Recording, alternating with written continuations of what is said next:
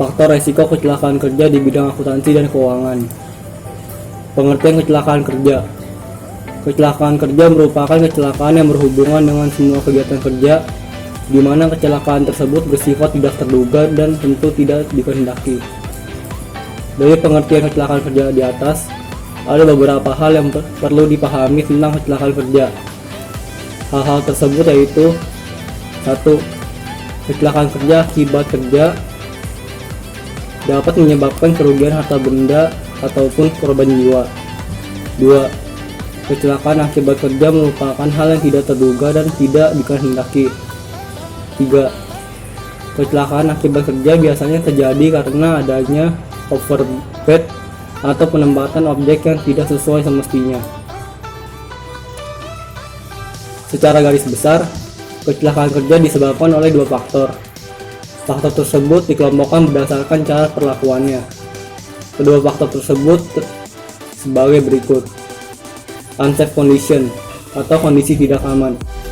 Biasanya penyebabnya kondisi tidak aman ini dapat berasal dari keadaan mesin, peralatan, atau bahan baku yang tidak sesuai semestinya, lingkungan kerja yang tidak diperhatikan oleh pekerja, proses kerja yang tidak sesuai dengan aturan, atau sifat kerja yang tidak bertanggung jawab dan disiplin. 2. Unsafe action atau perlakuan tidak aman. Perlakuan tidak aman ini biasanya bersumber dari kurangnya pengetahuan dan keterampilan para pekerja dalam melakukan pekerjaannya. Karakter fisik para pekerja yang kurang sesuai, karakteristik mental dan psikologis para pekerja, sikap atau tingkah laku yang kurang seusia dan tidak aman. Jenis-jenis kecelakaan kerja. Klasifikasi kecelakaan kerja menurut jenisnya. Klasifikasi kecelakaan kerja jenis ini contohnya berupa terjatuh, tertumbuk, tersengat arus listrik tegangan tinggi, tertabrak, terpeleset, tertimpa benda, gerak yang melebihi batas wajar, efek dari suhu sekitar yang tidak wajar, terjadinya kontak dengan bahan B3 atau bahan berbahaya dan beracun, terkena mediasi B3, dan lain-lain. Klasifikasi kerja menurut penyebabnya.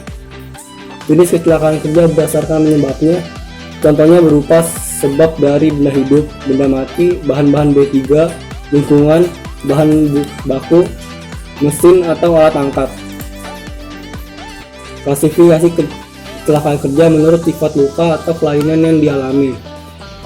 Jenis-jenis kecelakaan kerja ini contohnya yaitu patah tulang, memar, keseleo, kram, keracunan, amputasi, luka-luka, lecet, atau mutasi. Klasifikasi kecelakaan kerja menurut luka atau kelainan di tubuh korban.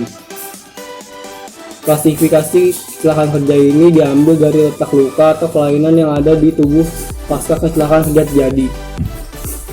Letak luka atau kelainan ini dapat di bagian kepala, bagian leher, bagian dada, bagian lengan, bagian kaki, berbagai tempat.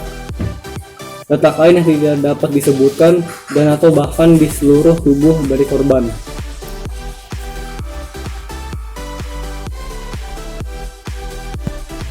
Manajemen risiko. Penerapan kesehatan dan keselamatan kerja di tempat kerja merupakan upaya utama dalam mewujudkan lingkungan kerja yang aman, nyaman, dan sehat serta melindungi dan meningkatkan pemberdayaan pekerja yang sehat, selamat, dan berkinerja tinggi. Berbagai pendekatan dilakukan dalam menghadapi risiko dalam organisasi atau perusahaan, misalnya sebagai berikut. A. Mengabaikan sepenuhnya risiko yang ada karena dianggap merupakan hal yang di luar kendali manajemen. B. Menghindari semua kegiatan atau proses produksi yang memiliki risiko. C. Menerapkan manajemen risiko dalam pengertian umum. Risiko tinggi yang dihadapi sebenarnya merupakan suatu tantangan yang perlu diatasi dan melalui suatu pemikiran positif diharapkan akan memberikan nilai tambah atau imbalan yang tinggi pula. Prinsip manajemen risiko ialah usaha untuk meminimalisir dampak positif risiko yang mengakibatkan kerugian baik berupa manusia, material, mesin, metode hasil produksi maupun finansial. Secara sistematik dilakukan pengendalian potensi bahaya serta risiko dalam proses produksi melalui aktivitas berikut. 1. Identifikasi potensi bahaya. Penilaian risiko sebagai akibat manifestasi potensi bahaya. Penentuan cara pengendalian untuk mencegah atau mengurangi kerugian. Penerapan teknologi pengendalian, pemantauan, dan pengkajian selanjutnya. Faktor-faktor penyebab risiko kecelakaan kerja dan pencegahannya. A. Sistem manajemen. Sudah seharusnya sistem manajemen sebelum, saat, dan setelah pekerja dilakukan itu sangat diperhatikan. Kesalahan atau penyimpangan dari sistem manajemen dapat juga menyebabkan kecelakaan kerja. Faktor manusia. Manusia dianggap sering sekali melakukan hal-hal tertentu atau memiliki tingkah laku yang dapat menyebabkan hal bahaya bagi dirinya dan lingkungan sekitar. Tindakan yang dimaksud dapat berupa tindakan yang ceroboh, acuh terhadap lingkungan, tidak teliti, lengah, melakukan penyimpangan tindakan, dan sebagainya. Faktor lingkungan. Kondisi lingkungan yang tidak sesuai dengan yang seharusnya tentu dapat memicu kecelakaan kerja. Sebagai contoh, kondisi yang dapat menyebabkan kecelakaan kerja berikut. 1. Tata ruang yang tidak ergonomi. 2. Keadaan bisnis yang ada atau timbul di lingkungan kerja. 3. Alur kerja yang tidak sesuai dengan SOP. 4. Alat kerja yang tidak dalam kondisi siap pakai atau punah. 5. Instalasi listrik yang terkadang terabaikan. Teknologi. Ketika muncul teknologi mutakhir, biasanya hal tersebut masih terlalu awam bagi para pekerja. Sosialisasi tentang teknologi baru itu harus diperhatikan sekali atau kecelakaan kerja dapat terjadi. F. Sosial. Lembaga-lembaga sosial dalam sektor ketenagakerjaan, seperti misalnya agen asuransi, harus memberikan penjelasan penting K3 dalam kerja. Lembaga tersebut berperan sebagai penjaga atau pelindung konsumen beserta bahan baku atau barang hasil produksi mereka. G. Ekonomi. Kondisi ekonomi yang mungkin lemah memaksa para pekerja bekerja di lingkungan yang apa adanya. Misalnya serba tertekan, sehingga menyebabkan lingkungan kerja yang tidak kondusif dan aman. 2. Potensi bahaya dan resiko. Potensi bahaya atau hazard ialah segala sesuatu yang berkemungkinan mengakibatkan kerugian pada manusia, harta benda, juga lingkungan. Di tempat kerja, potensi bahaya sebagai sumber resiko, khususnya terdapat pada keselamatan dan kesehatan, di perusahaan akan selalu dijumpai antara lain sebagai berikut. Faktor fisik meliputi kebisingan, cahaya, radiasi, vibrasi, suhu, dan debu. Faktor kimia meliputi solvent, gas, uap, asap, dan logam berat. Faktor biologis meliputi tumbuhan, hewan, bakteri, dan virus. Aspek ergonomi meliputi desai, sikap, dan tata cara kerja. Stresor meliputi tekanan produksi, beban kerja, monotoni, dan kejemuan. Listrik dan sumber energi lainnya, mesin, peralatan kerja, pesawat, kebakaran, ledakan, kebocoran, tata rumah tangga atau housekeeping, sistem manajemen perusahaan, pelaksana atau manusia yang meliputi perilaku, kondisi fisik, dan interaksi. Resiko adalah manifestasi atau perwujudan potensi bahaya atau hazard event yang mengakibatkan kemungkinan kerugian menjadi lebih besar. Rincian langkah umum yang biasanya dilaksanakan dalam penilaian risiko meliputi sebagai berikut. A. Menentukan personel penilaian. Tim penilaian. Tim penilaian risiko dapat diambil dari tim perusahaan sendiri atau dibantu oleh petugas penilai dari luar yang sudah berkompeten baik dalam pengetahuan, kewenangan, maupun lainnya yang berkaitan. B. Menentukan objek atau bagian yang akan dinilai. Objek atau bagian yang akan dinilai dapat dibedakan menurut bagian atau departemen, jenis pekerjaan, proses produksi, dan sebagainya. C. Kunjungan atau inspeksi tempat kerja. Prinsip utama kegiatannya yaitu mendengar, melihat, dan mencatat semua keadaan di tempat kerja, baik mengenai bahan kegiatan, proses, bahan jumlah pekerja, kondisi lingkungan, cara bekerja, teknologi pengendalian, alat pelindung diri, dan hal lainnya. D. Identifikasi potensi bahaya.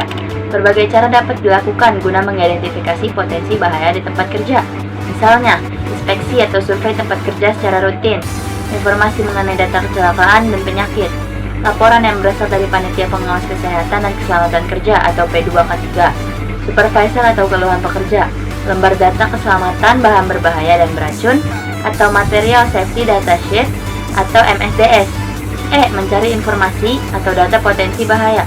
Tindakan ini dapat dilakukan dengan cara studi kepustakaan, mempelajari MSDS, pengalaman, petunjuk teknis, standar, atau informasi lain yang relevan. F. Analisis resiko. Dalam kegiatan ini, semua jenis resiko, akibat yang dapat terjadi, tingkat keparahan, frekuensi kejadian, cara pencegahannya, ataupun rencana tindakan. G. Evaluasi risiko.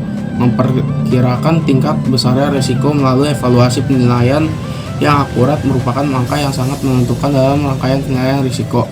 H. Menentukan langkah pengendalian. Apabila dari hasil evaluasi menunjukkan adanya risiko membahayakan bagi kelangsungan kerja ataupun kesehatan dan keselamatan pekerja, perlu ditentukan dengan langkah pengendalian yang dipilih dari berbagai cara seperti berikut. 1. Menerapkan teknologi pengendalian. 2. Menyusun program pelatihan. 3. Menentukan upaya monitoring. 4. Menentukan perlu atau tidaknya surveillance kesehatan kerja. 5. Menyelenggarakan prosedur. I. Menyusun pencatatan atau pelaporan. Menyusun kegiatan yang dilakukan dalam periode risiko harus dicatat dan disusun sebagai bahan pelaporan secara tertulis. J. Mengkaji ulang penelitian. Pengkajian ulang perlu senantiasa dilakukan dalam periode tertentu atau bila terdapat perubahan dalam produksi, kemajuan teknologi, pengembangan informasi terbaru, dan sebagainya. 3. Pencegahan kecelakaan kerja. A. Peraturan-peraturan. Peraturan ini berupa perjanjian atau ketentuan mengenai beberapa hal yang harus dipatuhi dan dilaksanakan. B. Standarisasi. Merupakan penetapan standar-standar atau batas-batas yang bersifat resmi maupun yang tidak resmi. C. Pengawasan. Merupakan tindakan usaha penegakan peraturan yang harus dipatuhi dan merupakan tindakan deteksi awal ketika terjadi penyimpangan dari peraturan. D. Riset teknis. Merupakan hal-hal yang meliputi tindakan penelitian dan pencegahan dari potensi bahaya di dalam atau di luar lingkungan kerja. E. Riset medis. Merupakan penelitian dampak yang sifatnya fisiologis dan atau patologis dari faktor-faktor potensi bahaya di lingkungan tempat kerja, termasuk juga teknologi yang digunakan. F. Riset psikologis. Merupakan tindakan penyelidikan dan penelitian pola-pola psikologis yang dapat menyebabkan munculnya potensi bahaya. G. Riset statistik. Merupakan upaya penelitian dan penyelidikan untuk mengetahui kecelakaan, waktu terjadi kecelakaan, banyak korban, dan apa saja kecelakaan tersebut.